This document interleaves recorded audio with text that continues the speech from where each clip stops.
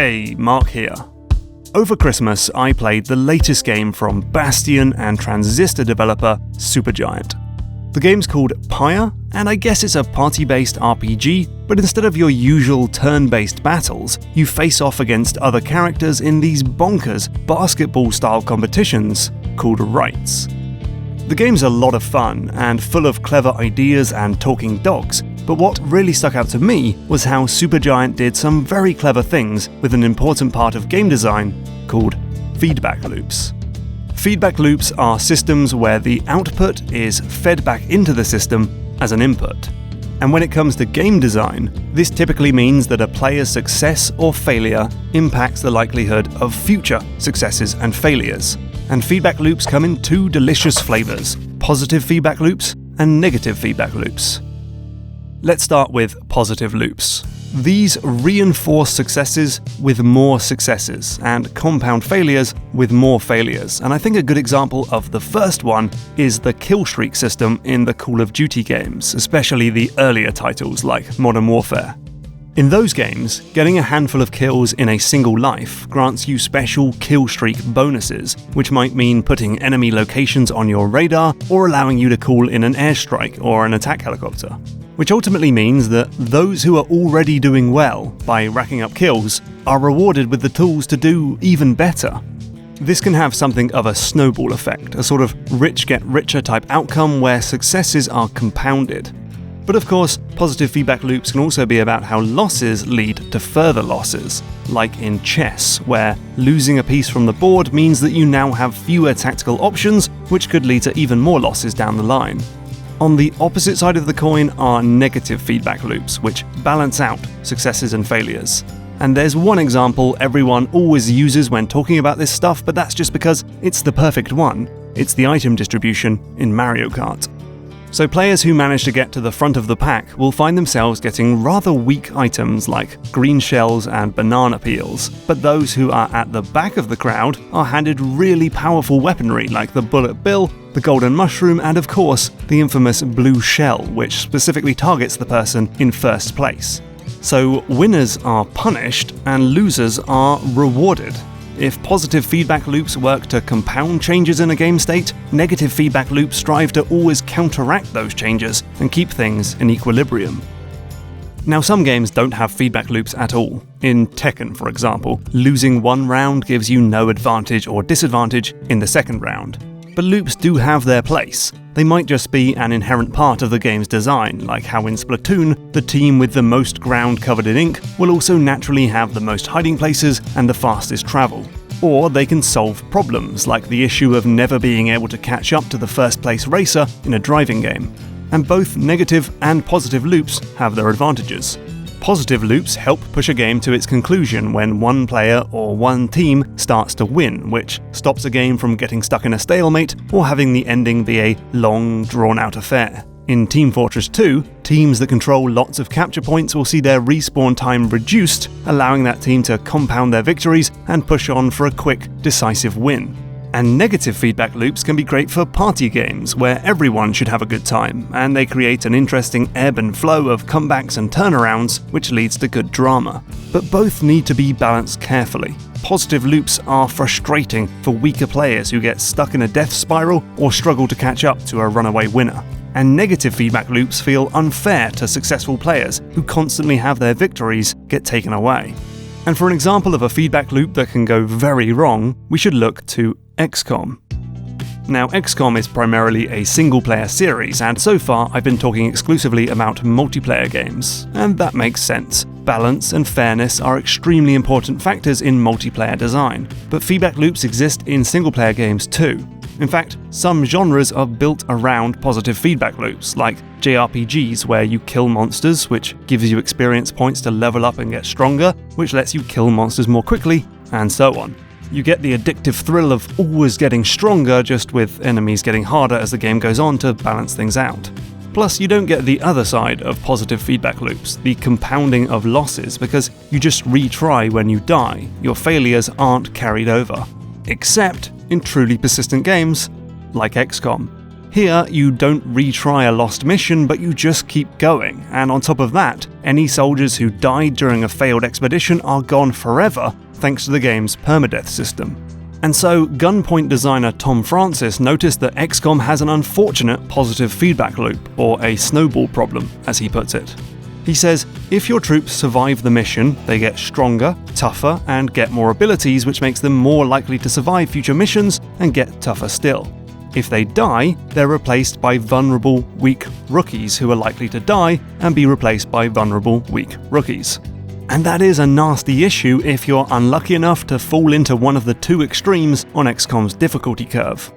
Those struggling can't stop and train up some new troops because you can't go back to an easier area and fight low-level baddies. And with veteran troops constantly getting more health, they become less and less likely to die, so they become powerful steamrollers, which isn't always that much fun.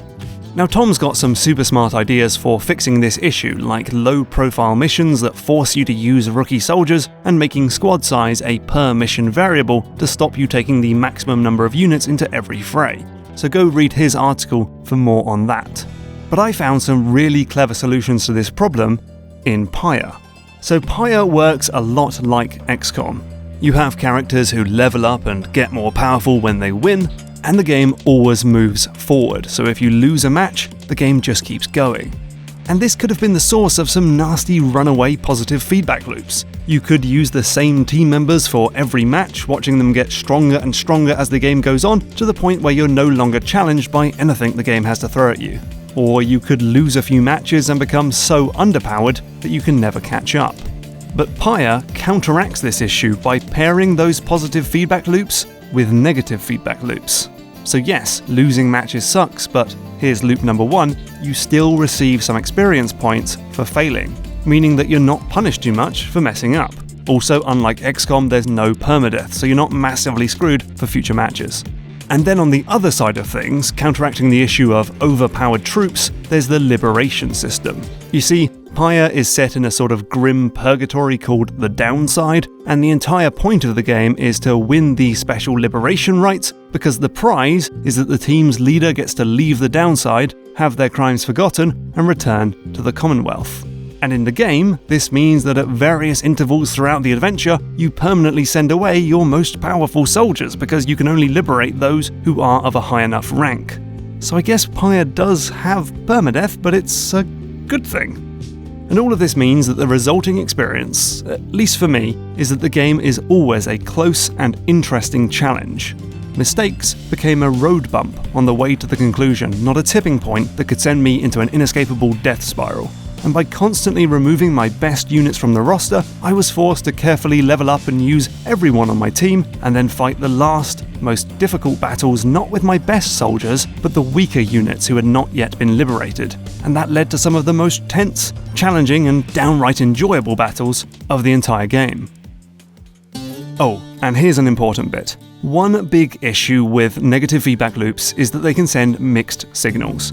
As we talked about in this episode, games are carefully designed to entice and encourage players towards a certain way of playing, so punishing someone for successfully playing the game completely goes against those encouragements. This is one reason why it was so important for Capcom to never reveal that Resident Evil 4 was using a dynamic difficulty system, ultimately a negative feedback loop. Telling players that the game will get harder if they're doing well, or easier if they're struggling, is effectively telling good players to make mistakes. But this is never the case in Pyre. It is still better to win a match than to lose it. And getting rid of people is the goal of the game, not to mention the fact that it's tied to character arcs and good drama. Call me soppy, but I just had to send away my most effective and often used characters because I felt they truly deserved to get out of purgatory. There are actually more negative feedback loops in Pyre, like during the basketball game, when someone scores a point, they'll have to sit out the next play, meaning that the losing team now has a pretty significant number advantage over their opponent. This is similar to real-world basketball because when a team scores, the other team starts with the ball. But I really like this idea of using negative feedback loops to cancel out the most destabilizing properties of positive feedback loops. Pyre didn't invent it, it's just the game that helped me understand the dynamic, and now hopefully you do too. So you can see the same thing happen in games like Civilization. In that game, you can wipe out another nation and immediately take their land, which could lead to a snowballing positive feedback loop where you massively increase the size of your empire every time you defeat another leader. But negative feedback loops like unhappy citizens and the increased cost of running a larger empire pushes back against overexpansion, especially in the early game, because positive feedback loops often magnify over time, making those critical first few turns, kills, rounds, or decisions have an enormous impact on the eventual winner of the game. Oh, and this is not to mention the fact that other nations will often team up and declare war on any nation that seems to be barreling ahead. I'm pretty sure that the AI is programmed to do that, but it will naturally happen in multiplayer too, as everyone gangs up on the leading player to stop them from winning. That's like a naturally occurring negative feedback loop. And this is also a big part of RPGs, because the more you level up, the more it costs you to level up, which stops you from standing around the opening area and boosting yourself to level 99 in 20 minutes. There are other ways to deal with runaway feedback loops, of course. A strong loop can simply have its effects dampened, which is what happened in Call of Duty. In the earlier games, killstreak bonuses like the airstrike used to count towards future killstreak bonuses, giving you this absolutely bonkers positive feedback loop where a Predator missile would give you enough kills to give you an AC-130, which would give you enough kills to grant you a tactical nuke. That got changed in Call of Duty Black Ops, where killstreak bonuses no longer count towards killstreak bonuses, so that players would need to actually shoot or stab other players themselves to get those rewards. And as for Mario Kart, a new item in Mario Kart 8, the Super Horn, does give you an effective strategy for destroying blue shells and helps fight back against the most frustrating part of the game's negative feedback loop. But sometimes it's best to remove a feedback loop altogether. In Devil May Cry, getting a high score at the end of a level will grant a player more red orbs, which are used to buy weapons and health potions. This is a positive feedback loop that has the unfortunate effect of giving the best players a helping hand that they really don't need, and means struggling players won't have enough cash to get the items they require.